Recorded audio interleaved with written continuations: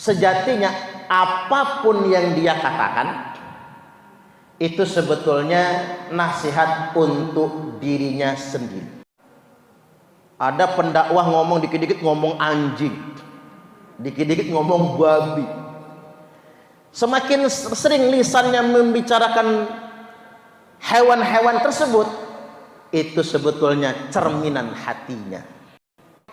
Dia marah-marah kalau ada ulama dekat sama pemerintah. Di satu sisi dia melaknat pemerintah, mengatakan anjing-anjing kepada kiai dan ustadz yang dekat sama pemerintah, tapi di sisi lain dia sedang mempromosikan calon presiden pilihan dia. Ada penguasa yang dia nggak suka, lalu dia caci maki. Ulama-ulama yang dekat dengan penguasa itu dia katakan anjing-anjing, kan begitu. Tapi di saat yang sama dia sedang mempromosikan calon presiden yang dia suka. Nggak boleh begitu. Mau orang penguasa itu dia dukung atau tidak, dia suka atau tidak, satu, dia nggak boleh ngajak masyarakat umat melawan negara, nggak boleh, dosa besar. Tapi dia punya kewajiban menasihati penguasa kalau salah. Entah dia suka sama presiden ini atau tidak, presiden ini yang dia dukung atau tidak. Kalau presiden salah, sebagai ulama wajib mengingatkan. Dengerin pemirsa, Bapak Ibu yang ada di rumah, penonton channel YouTube kita, ulama sejatinya gak akan pernah minta kepada jamaah, terutama dalam kepentingan pribadi. Nah, zaman sekarang saya heran, ada sekelompok orang yang ngaku-ngaku cucu Nabi tapi tukang dawir. Apa itu dawir? Tukang minta malak kiai, malak jamaah, saya ini cucu Nabi, apa aja yang dia minta harus dikasih. Kan aneh. Berikut disimak ulasan selengkapnya. Kabura, amat besar, maqtan, kemurkaan. Jadi Allah benci sangat, Allah marah sangat, Allah sebel sangat. Amat besar kebencian dan kemurkaannya di sisi Allah. Antaqulu, kalian semua mengatakan mala taf'alun, apa yang tidak kalian kerjakan. Kabura maqtan, amat besar kebenciannya di sisi Allah. Allah benci sangat, sebel sangat, sangat murka kepada orang-orang yang mengatakan apa yang tidak dia kerjakan. Orang Jawa nyebutnya jarponi. Iso ujar, ra iso ngelakoni. Jarponi, iso ngajar, ra iso ngelakoni. Nah, hari ini saya lagi pengen menceramahi diri saya sendiri. Ini kan bukan untuk orang, buat saya. Kita ini sedang dihadapkan dengan fenomena zaman penceramah. Ada athar dari Abdullah bin Mas'ud radhiyallahu an yang menyampaikan kalau zaman dulu ulama banyak, penceramah sedikit. Wasayati zamanun, lalu akan datang suatu zaman, barangkali zaman sekarang, yang jelas di akhir zaman ini, di mana kathirun khutoba'uhu qalilun ulama'uhu, di mana banyak tukang ceramah tapi sedikit ulamanya. Mungkin zaman sekarang. Makanya di zaman sekarang banyak tukang ceramah, banyak tukang khutbah, banyak tukang pidato, tapi sangat sedikit sekali ulamanya. Ini agar kita semua mawas diri, agar tidak gumedek kalau kata orang Jawa, agar enggak besar pala, merasa ingin diulamakan. Karena memang pada kenyataannya istiqomah konsisten itu yang sulit. Saya ingin berpandangan begini, di zaman sekarang ini Yang banyak itu penceramah, bukan ulama. Nah, termasuk saya ini penceramah. Dan penceramah itu ada beberapa catatan. Sejatinya apapun yang dia katakan itu sebetulnya nasihat untuk dirinya sendiri. Betul nggak kira-kira? Termasuk ibu-ibu nyeramahin anak misalnya, nyeramahin temen, saya nyeramahin ibu-ibu, pendakwah menceramahi jamaah, mau tablik kecil maupun tablik akbar namanya. Ketika sedang menasihati orang lain, pada dasarnya dia sedang menasihati dirinya sendiri. Saya ambil contoh misalnya, ketika kita ngomong sama jamaah, mari bapak ibu kita semua sedekah. Si penceramah juga mestinya rajin sedekah. Harus begitu. Karena saat dia mengajak orang lain, sebetulnya dia sedang mengajak dirinya sendiri. Jangan sampai dia memerintahkan orang lain berbuat kebaikan, tapi dia lupa dengan dirinya sendiri. Ketika kita menyadari kita ini penceramah, bukan ulama, karena ulama itu kriterianya berat sekali soalnya, maka kita akan mawas diri, tidak akan sok suci. Setiap kata yang dikeluarkan justru akan menohok diri sendiri demi menasehati diri sendiri. Ini poin pertama. Poin yang kedua, mengapa di zaman sekarang ini banyak pendakwah yang kalau ceramah isinya kotor? Itulah mengapa kita harus membedakan mana ulama, mana penceramah. Karena kalau ulama tidak akan berdakwah dengan kata-kata kotor. Ada pendakwah ngomong dikit-dikit ngomong anjing, dikit-dikit ngomong babi. Semakin sering lisannya membicarakan hewan-hewan tersebut, itu sebetulnya cerminan hatinya. Bu, kalau ibu-ibu lagi marah, lagi ngoceh, dikit-dikit ngomong anjing, babi, kebun binatang keluar semua. Mengapa lisan mengeluarkan semua kebun binatang di lisannya? Karena itu sebetulnya cerminan yang ada di hatinya. Hati-hati berucap. Karena ucapan itu sebetulnya cerminan jiwa kita sesungguhnya. Kalau ulama nggak mungkin mengeluarkan kata kotor, apalagi memaki-maki.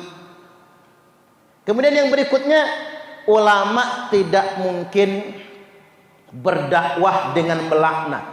Ulama itu kalau melihat orang berbuat maksiat, itu bukan melaknat, bukan marah-marah.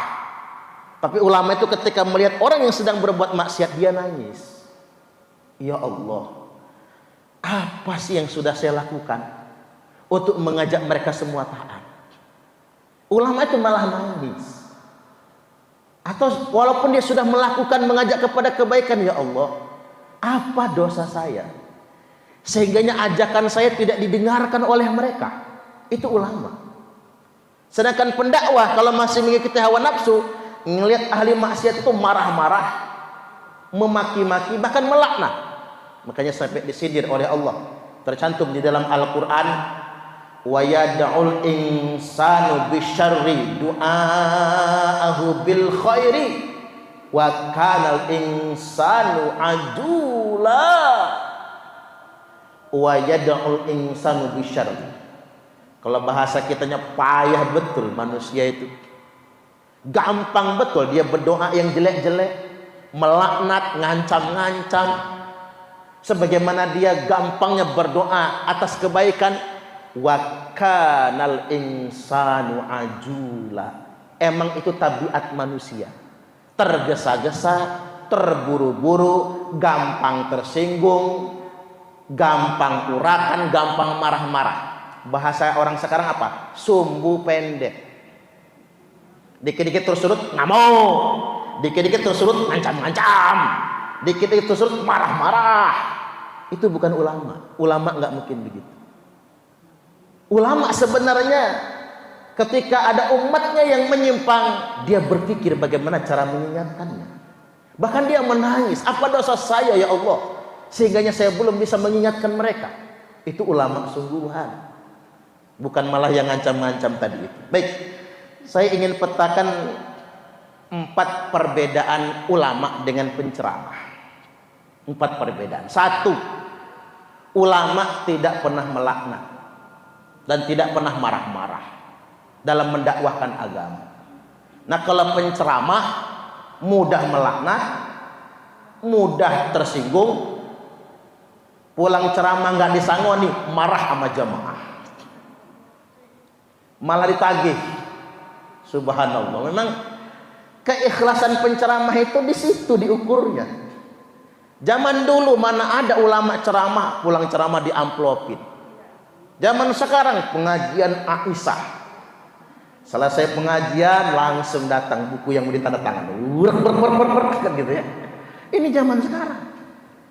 Mengapa saya sampaikan begini, Bu? Bukan untuk orang, buat saya, agar saya nggak gumede, agar saya nggak besar kepala.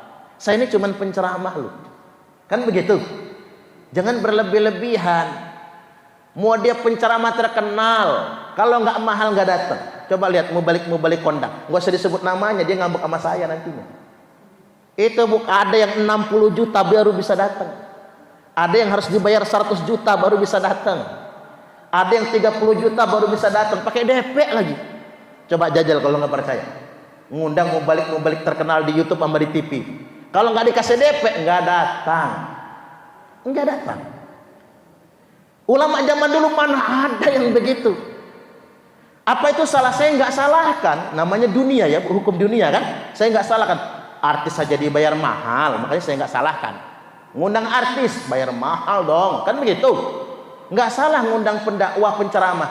Tapi si penceramah, si pendakwahnya mesti mawas diri. Saya cuman penceramah. Kalau penceramah ya keluarkan nasihat yang baik. Jangan gede, jangan merasa sok suci. Karena ulama nggak begitu sifatnya. Ini peringatan yang pertama. Yang kedua, ulama tidak pernah minta sama jamaah. Keren banget nih.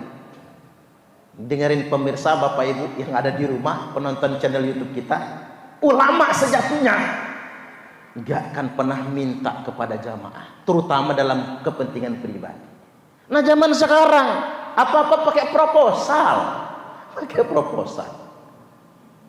Jangan dikira bangga diundang pengajian akbar kemana, misalnya kan, diundang jamaah yang hadir ribuan, sekali dibayar 30 juta.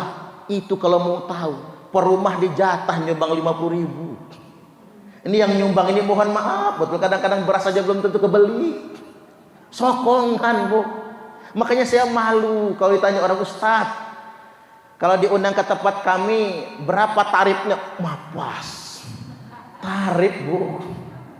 Saya malu kalau ditanya begitu. Mengapa malu? Yang pertama alasannya, saya ceramah belum tentu mereka senang dengerin ceramah saya.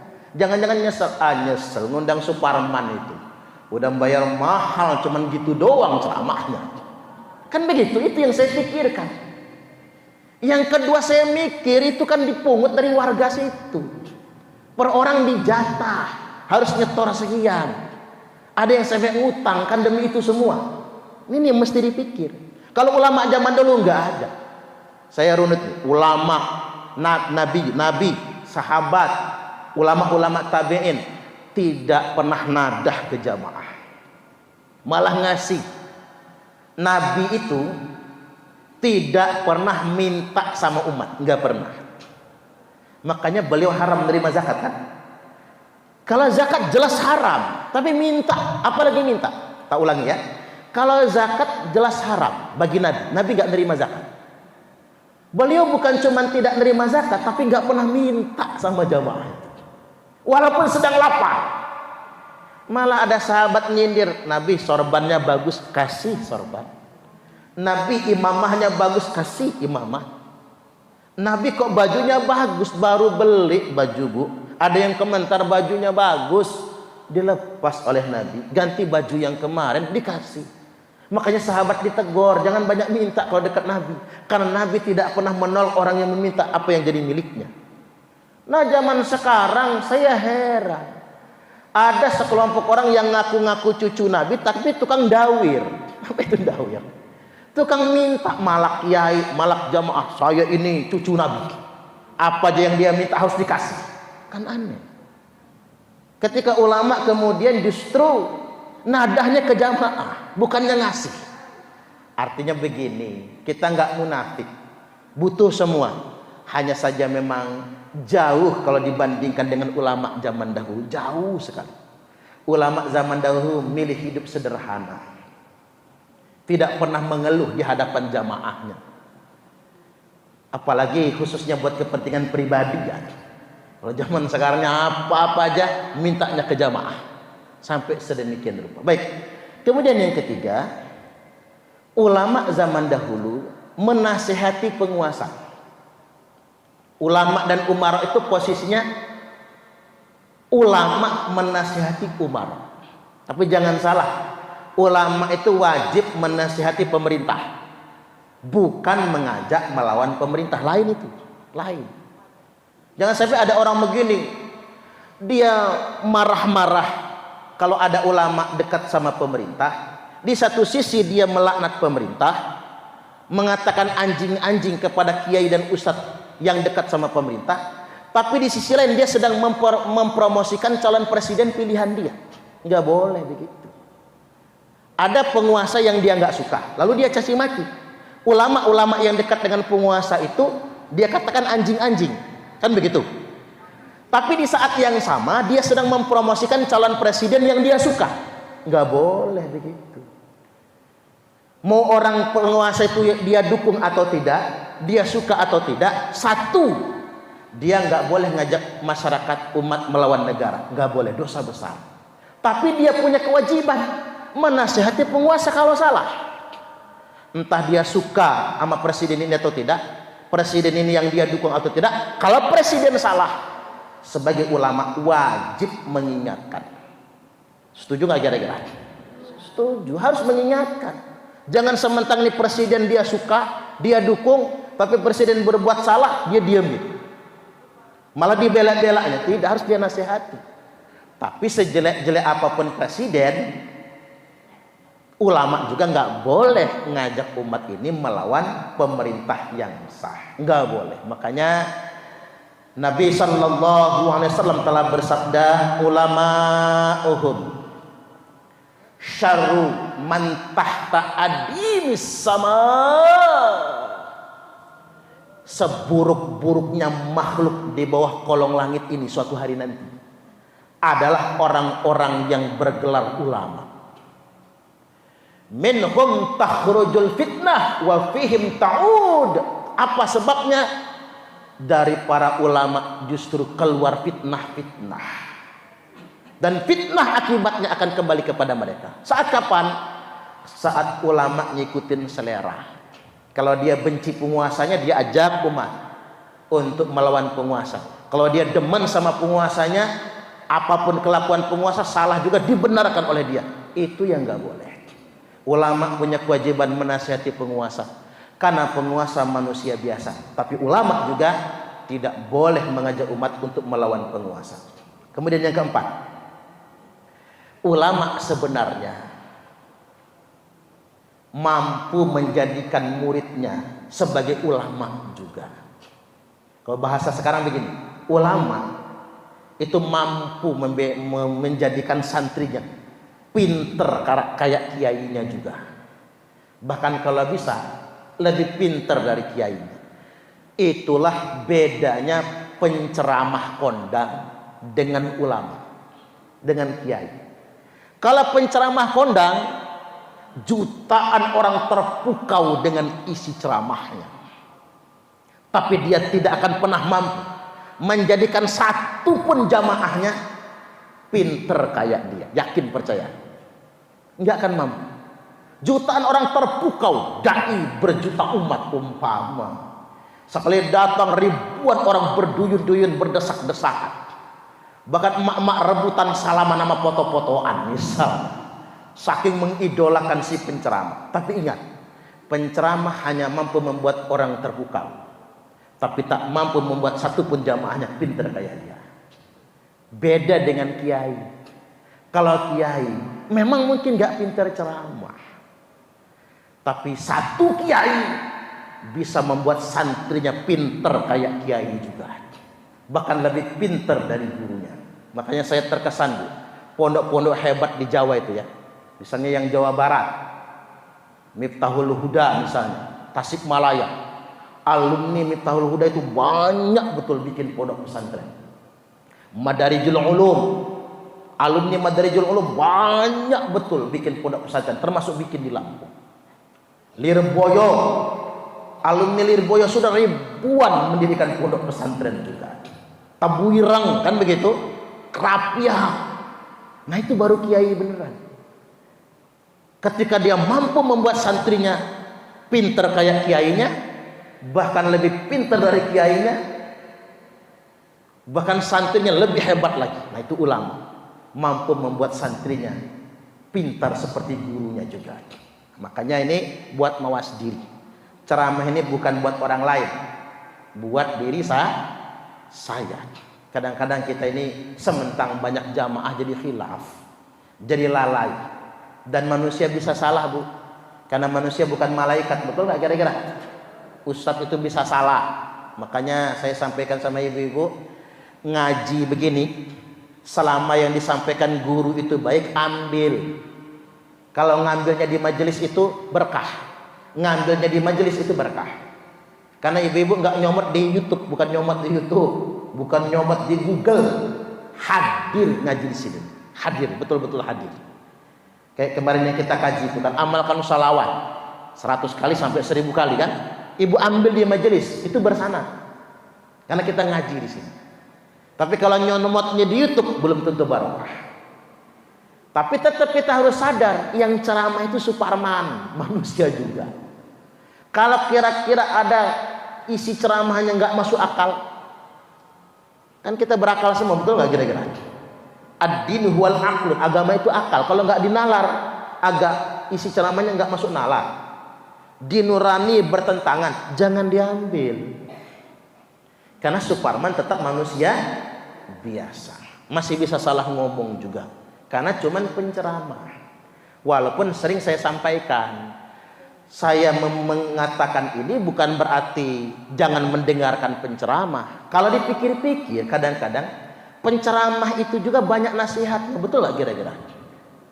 Ibu-ibu itu ngundang penceramah walaupun setengah ngelawak, kayak siapa, Akri Patrio misalnya, Bu, walaupun setengah ngelawak tapi nasihatnya masuk kan? Nasihatnya masuk juga, bisa kita ambil hikmahnya. Tapi Akri ngaku, saya bukan ulama, kata Akri, tapi sekedar menyampaikan nasihat, dan nasihat itu bagus. Makanya benar kalau kata pepatah itu, selama telur walaupun keluar dari buntut ayam, ambil.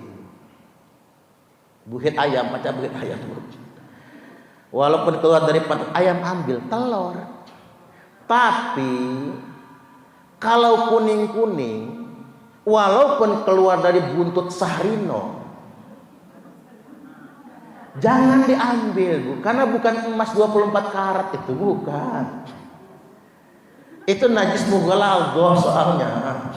Nah ini maksudnya. Ya siapapun ngomong, ya orang itu bagi kita nggak masuk kriteria, orang biasa saja, cuman Suparman ini. Tapi selama yang dikatakan itu baik, ambil. Walaupun yang ngomong itu orang yang istimewa, tapi yang keluar dari lisannya tidak baik, ya jangan diambil. Itu perumpamaannya sedemikian rupa. Jadi ini ayat As-Saff ayat 1-3 ini adalah nasihat. Nasihat buat kita semua, terutama kita-kita yang suka bicara, kita-kita yang suka berkata-kata. Hati-hati dengan lisan. Setiap kata yang dilontarkan kepada umat, kepada jamaah, itu sebetulnya nasihat buat yang bersangkutan itu sendiri. Kan pernah saya sampaikan ya, Bu, kalau ulama beneran nggak keturut sama kita. Kisah Al-Imam Asy-Syafi'i rahimahullahu ta'ala berkunjung ke madrasah milik muridnya. Kalau kita nyebutnya kan pondok ya. Itulah Imam Syafi'i. Muridnya Imam Syafi'i jadi ulama semua. Itu baru ulama. Muridnya jadi ulama. Berkunjung ke madrasah Imam Hambali, ulama terbesar juga. Ketika berkunjung ke sana, nginep semalam, pagi-pagi pamit. Karena memang bermalam di tempat orang lain itu tidak boleh lebih dari 3 hari. Bu, ingetin ya. Ini ibu kelamaan sebulan tempat saudara gitu ya. Karena orang berumah tangga itu pasti punya rahasia. Semakin lama kita di sana, semakin terbuka rahasianya. Makanya kalau bermalam tidak boleh lebih dari 3 hari. Kalau lebih dari 3 hari, ngungsi ke hotel, homestay, kan begitu, biar nggak ngerepotin orang. Itu ada rahasianya itu. Karena kalau kelamaan terbongkar aib itu nanti minimal. Jadi bermalam di rumah madrasahnya Imam Hambali, Imam Ahmad bin Hambal. Selesai sarapan pagi pulang. Sudah pulang Imam Syafi'i, anaknya Imam Hambali tanya, "Abah," kalau bahasa kita, "itu benar Imam Asy-Syafi'i?" "Benar." "Itu gurunya Abah?" "Betul." "Yang katanya ulama hebat itu, ya ulama internasional. Itu ulama hebat itu?" "Iya." "Lo ngapa?" kata Imam Hambali. "Kayaknya nggak pantas aja." Bukan penampilan yang dilihat, bukan. Kata Imam Hambali, "Apa nak yang kamu nilai nggak pantas dari Imam Syafi'i itu?" "Ada 3 kelemahan beliau yang nggak pantas jadi ulama. Apalagi seorang mujtahid." "Apa itu?" "1, beliau tadi malam makan banyak betul. Ulama nggak mungkin makan banyak." Waduh Bu, saya nggak bisa ngaku ulama, nggak bisa saya, Bu. Karena saya kalau makan masih banyak. Saya pakai baju ini Bu berani, karena ngapa? Ada meja di sini. Kalau saya ceramah tanpa meja, saya ganti baju ini. Karena ngapa? Perut saya ini 7 bulannya kelihatan. Jadi kalau tersembunyi meja nggak bisa. Oh ya, apalagi sekarang ini Bu, musim durian ini ya. Woi, tempoyak lemak nian Bu. Ternyata durian itu ya, kalau yang durian yang pulen itu ya Bu, pelin kata orang Ogan Bu, pulen manis itu dibikin tempoyak, itu yang paling enak ternyata. Pakai tempoyak durian sedang rame, petek sedang murah-murahnya ini. Wih, mapas. Kalau nggak nambah sampai 3 kali itu nggak puas. Makanya modal kita ini nggak bisa lah ngaku ulama. Makan nggak pakai hitungan soalnya, nggak pakai adab lagi. Imam Syafi'i makan banyak. Yang kedua, ayah, kata anaknya Imam Hambali, tadi malam Imam Syafi'i nggak sholat tahajud. Nggak mungkin ulama nggak tahajud. Bagi ulama Bu, tahajud itu wajib. Jadi kalau ada ulama yang orang ngaku ulama, tahajud masih bolong-bolong, belum ulama. Apalagi subuh kesiangan, belum ulama. Walaupun alasannya capek malam begadang, karena apapun alasannya, belum ulama itu. Karena kalau ulama, tahajud jadi wajib. Yang ketiga, ayah, kata anaknya ini Imam Syafi'i, sholat subuh enggak wudu, langsung masuk masjid ngimami sholat. Saya sampai mau mufaroqah, kata anaknya, masa orang enggak wudu sholat subuh? Lo ngapa kamu tahu enggak wudu? Ya saya kan yang menyediakan kantong kulit buat Imam Syafi'i wudu. Dia enggak wudu. Dari malam sampai subuh enggak wudu, ngimami sholat. Waduh, kata Imam Hambali, tidak ada yang bisa menjelaskan keraguanmu kecuali orang yang bersangkutan. Susul Imam Syafi'i, minta penjelasan. Disusul Bu, nggak ketemu lagi di jalan. Sampai di madrasah Imam Asy-Syafi'i, Imam Syafi'i kaget, loh, kamu anaknya Imam Hambali, Imam Ahmad bin Hambal? Iya. Ngapa kamu nyusul ke sini? Tolong Syekh, jawab 3 keraguan saya yang meragukan Anda sebagai ulama. 1, Anda makan banyak betul. Yang kedua, Anda nggak sholat tahajud tadi malam. Dan yang ketiga, Anda sholat subuh tanpa berwudu. Imam Syafi'i tersenyum. Kata Imam Syafi'i, saya tidak pernah makan banyak kecuali di rumah ayahmu, di rumah bapak. Ulama nggak mungkin bohong Bu. Kalau dia bohong, nggak sah lagi fatwanya, nggak sah lagi hadis yang diriwayatkannya. Ulama itu nggak bohong. Kalau ulama zaman sekarang banyak betul bohongnya, Bu. Terutama bohongin bini dewe. Kata istri, ini WA siapa ini? Enggak, itu nyasar aja. Ternyata jamaahnya yang janda WA ya. Bener, Bu. Ustaz Kiai zaman sekarang cak mesra sama bininya. Ternyata mau kawin lagi rumahnya. Kalau zaman dulu mah bener, Bu. Kalau ngomong nggak bohong. Karena kalau dia berbohong sekali saja ketahuan, tidak sah lagi fatwanya, nggak dianggap. Dan tidak dianggap lagi periwayatan hadisnya. Apa kata Imam Syafi'i? Saya tidak pernah makan banyak kecuali di rumah ayahmu. Karena ayahmu adalah orang yang paling solih di muka bumi hari ini. Makan di rumah orang solih tidak akan mendatangkan penyakit, malah akan mendatangkan kesehatan. Makanya kalau kita diundang hajatan orang soleh, makanlah yang banyak. Biarin buat takor yang hajatan itu.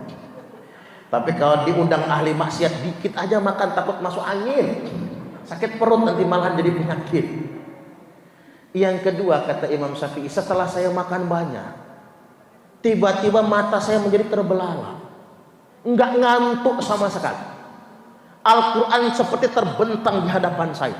Sabda-sabda Nabi langsung terbuka. Ada 300 perkara agama yang selama ini tidak mampu saya pecahkan, bisa terpecahkan sekaligus.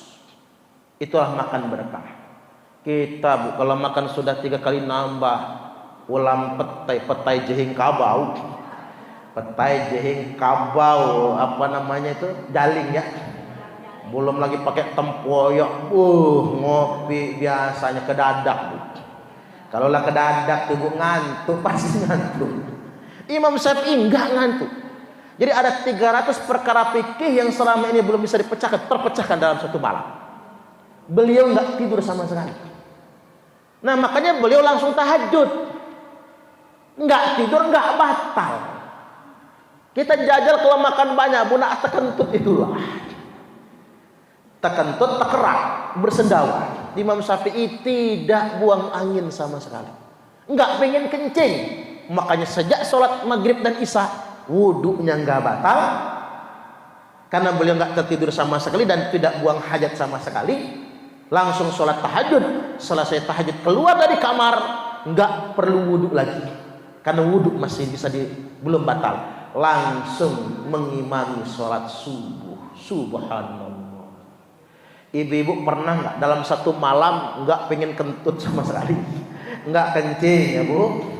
Nggak pernah kan? Tuh pulang anak Imam Hambali, apa kata anaknya? Ayah, Imam Syafi'i sangat pantas jadi guru ayah. Saya belum pernah menemui orang sealim dan sesoleh itu di muka bumi, kata putranya. Nah, itulah ulama. Cerita ini bukan dongeng, beneran. Itulah ulama betulan. Maka wajar kalau dikatakan wa innal ulama'a warathatul anbiya, sesungguhnya para ulama itu pewaris para nabi. Darah dagingnya ulama itu racun. Makanya jangan menghina ulama. Karena sama saja kita sudah meracuni diri kita sendiri. Dan jangan berburuk sangka pada para ulama. Nah, yang zaman sekarang ini yang banyak bukan ulama, tapi tukang ceramah. Kira-kira baik ambil, tidak baik abaikan, begitu saja. Baik, sampai di sini kita buka tanya jawab. Tanya jawabnya boleh masalah fikih ya, Bu, masalah sholat, zakat dan lain sebagainya. Saya persilahkan.